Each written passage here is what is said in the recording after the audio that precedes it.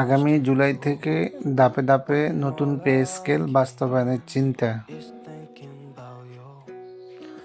সরকারি কর্মকর্তা কর্মচারীদের জন্য প্রস্তাবিত নতুন পে স্কেল বা বেতন কাঠামোর সুপারিশ আগামী 2026-27 অর্থবছর জুলাই-জুন থেকে ধাপে ধাপে বাস্তবায়নের পরিকল্পনা করেছে সরকার। এর অংশ হিসেবে নতুন বাজেটে বেতন, ভাতা ও পেনশন খাতে বরাদ্দ প্রায় 35,000 কোটি টাকা বাড়ানো হচ্ছে।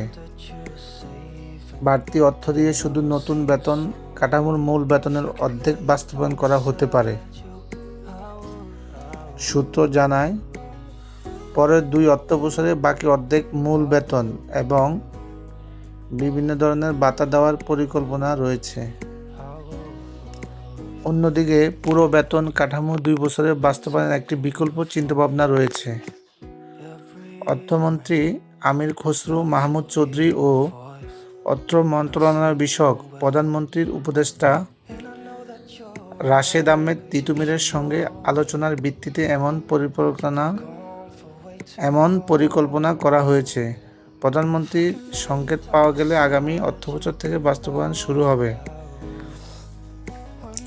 নাম না প্রকাশ করা সত্ত্বে অর্থ বিভাগের একজন কর্মকর্তা জানিয়েছেন, বর্তমান সরকার গত 21শে এপ্রিল জাতীয় বেতন কমিশন, জুডিশিয়াল সার্ভিস পে কমিশন ও সশস্ত্র বাহিনী বেতন কমিশনের সুপারিশ প্রণয়নে গঠিত আগের কমিটিকে পুনর্গঠন করে।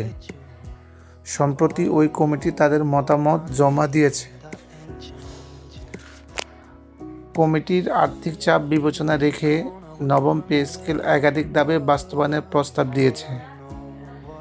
বেতন কমিশনও একাধিক ধাপে বাস্তবায়নের সুপারিশ করেছিল। এইসব সুপারিশের ভিত্তিতে এই বিষয়ে কর্মপরিকল্পনা হাতে নিয়েছে অর্থ বিভাগ। গত অন্তর্বর্তী সরকার নতুন বেতন কাঠামো প্রণয়নে সাবেক অর্থ সচিব জাকির আহমেদ খানের নেতৃত্বে 23 সদস্য জাতীয় বেতন কমিশন 2025 গঠন করে। গত 22 জানুয়ারি কমিশন সরকারি কর্মচারীদের বেতন ভাতা 100 থেকে 140% পর্যন্ত বাড়ানোর সুপারিশ করে। এতে সর্বনিম্ন ধাপে বেতন 8,250 টাকা থেকে বাড়িয়ে 20,000 টাকা এবং সর্বোচ্চ ধাপে 78,000 টাকা থেকে বাড়িয়ে 1,60,000 টাকা নির্ধারণের প্রস্তাব করা হয়।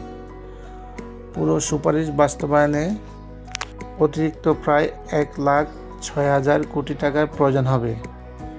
বর্তমানে প্রায় 14 লাখ সরকারি কর্মচারী ও 9 লাখ পেনশনভোগীর জন্য সরকারের বছরে মোট ব্যয় প্রায় 1,31,000 কোটি টাকা।